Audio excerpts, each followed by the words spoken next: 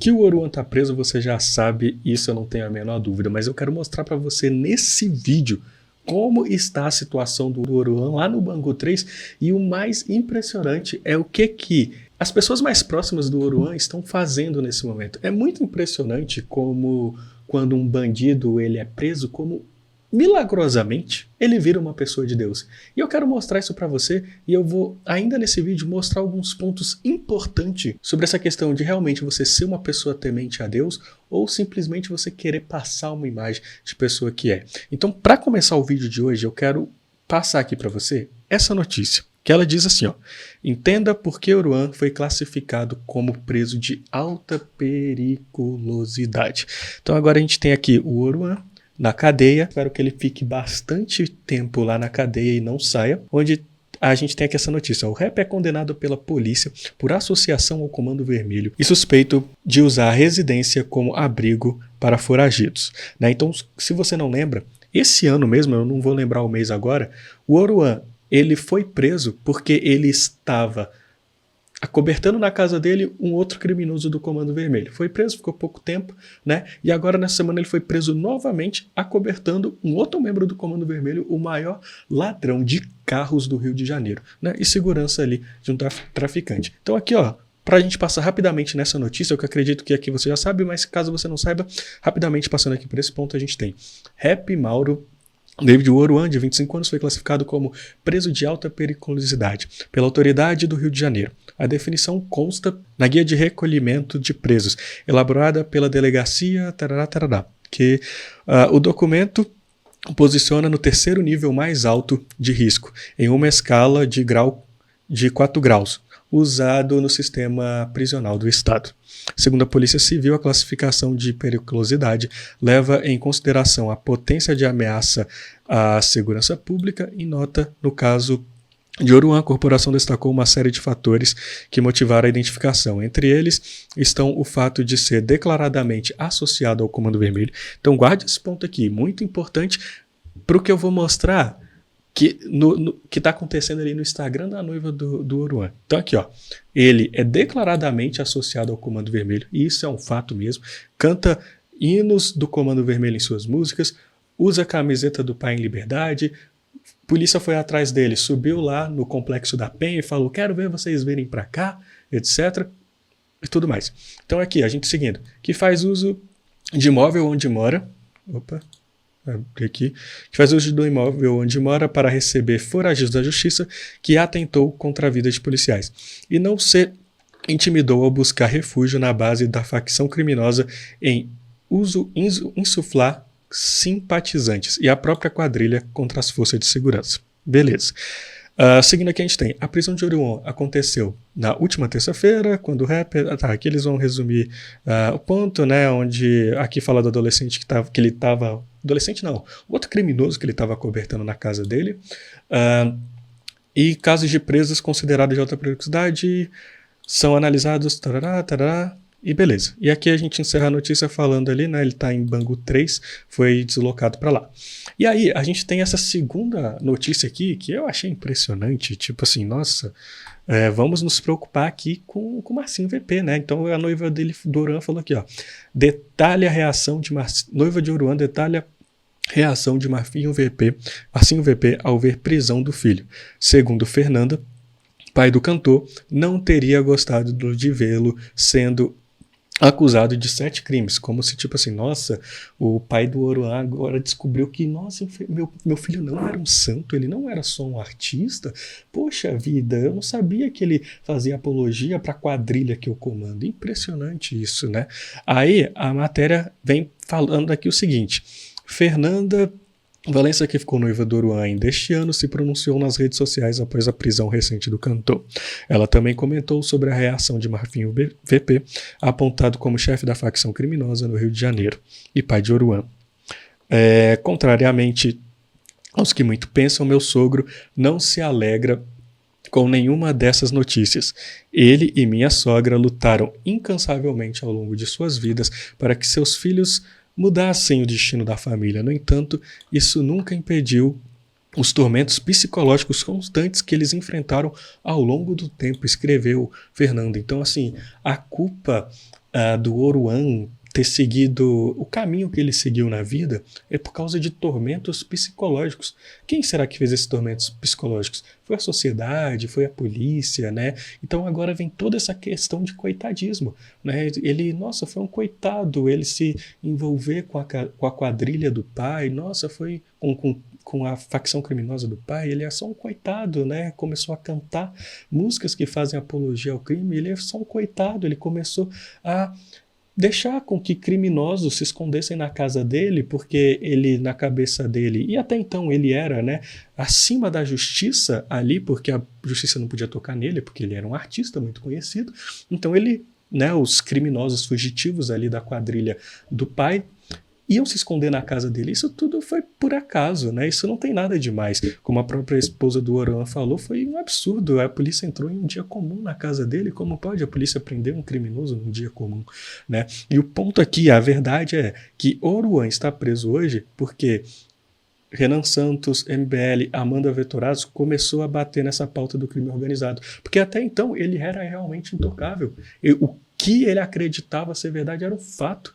Quando a Amanda Vettorazzo começou a bater em Oruan, quando o Renan começou a falar, a apontar sobre esse caso do Oruan, ele já era o rapper o músico mais escutado no Spotify no Brasil, né? Ele era chamado lá para tocar em festivais, né? Foi lá pro Cruzeiro do Neymar, o cara era top, né? Uau, um artista. Até que começaram a ser descobertas as verdadeiras ligações do Oruan, né, que ele, na verdade, nunca escondeu.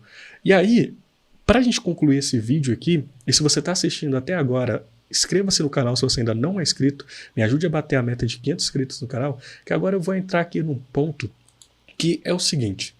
Vindo aqui ver os stories da noiva do Oruan para ver o que está acontecendo, eu acho muito interessante isso aqui, né? Assim, na hora de... Deixa eu só botar aqui, ó. Na hora de esconder criminoso em casa, usar drogas, fazer apologia ao crime, influenciar crianças para entrar no crime organizado, glorificar o crime, tá tudo de boa. Mas aí, quando as consequências disso vêm, olha só que impressionante. Todo mundo vira cristão. Todo mundo para orar, todo mundo é temente a Deus. E aqui, ó, olha só, vamos ver a legendinha que ela botou aqui. Isso aqui eu acho maravilhoso.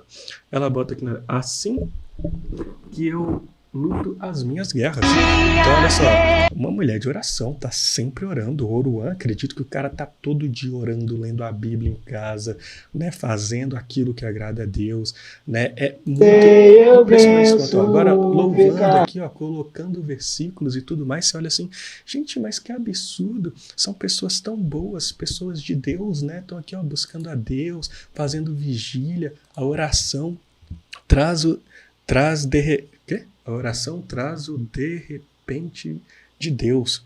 Atos 2:5. Então é tipo assim, nesse ponto aqui, parece que Deus é tipo um amuleto mágico. Você pode fazer tudo de errado, e quando as coisas erradas, e quando as consequências das coisas erradas que você faz vier para você, basta você orar, cantar algumas músicas, que o de repente de Deus vai acontecer para sua vida.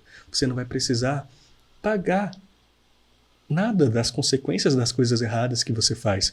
Você pode se vincular ao crime organizado, pode levar pessoas ao pecado, pode fazer pessoas morrerem com o crime organizado. E o dia que você for pagar a consequência disso, não se preocupe, porque você não vai precisar cumprir nenhuma dessas consequências, porque Deus simplesmente ele vai te salvar, vai salvar você porque você é um menino tão bom, né? E aí, eu separei um ponto aqui dos meus estudos bíblicos, dos meus momentos ali que eu tenho com Deus, e eu quero trazer um ponto aqui bem resumido. Eu vou resumir para não ficar muito longo, mas se você quiser conferir, você pode conferir. E é o seguinte, lá em 2 Crônicas, a partir do versículo 20, do capítulo 26, até o capítulo 28, a gente vai ver a história ali de 3 reis de Israel.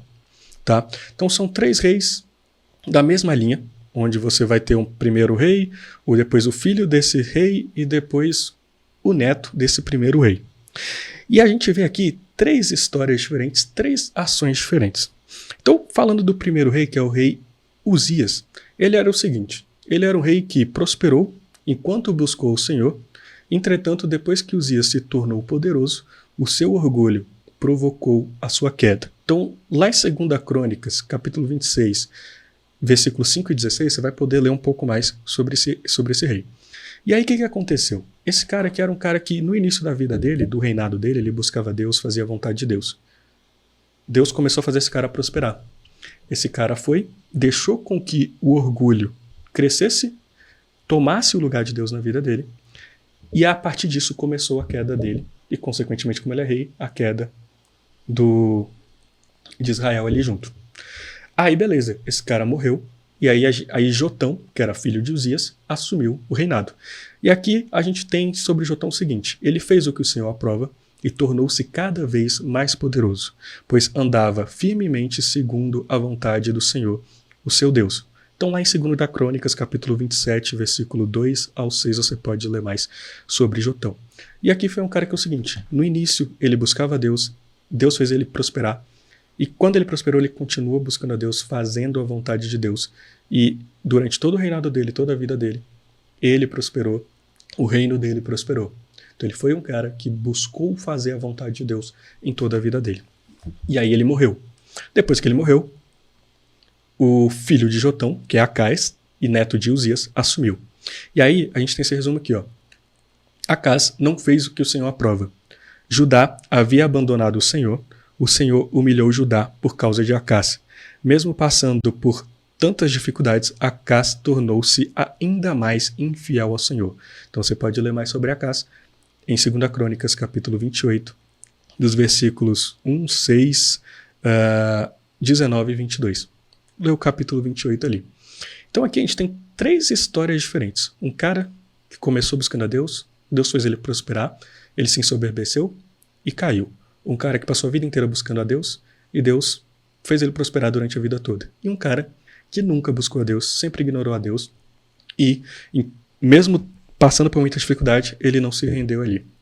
Então o ponto aqui é o seguinte: não adianta você achar que você vai passar a sua vida inteira fazendo algo errado e na hora que vem a dificuldade, você achar que você não vai precisar pagar nada por isso. Basta você ir, fazer uma oração, reunir um pessoal, postar alguns stories bonitinho, que simplesmente as coisas vão se resolver milagrosamente.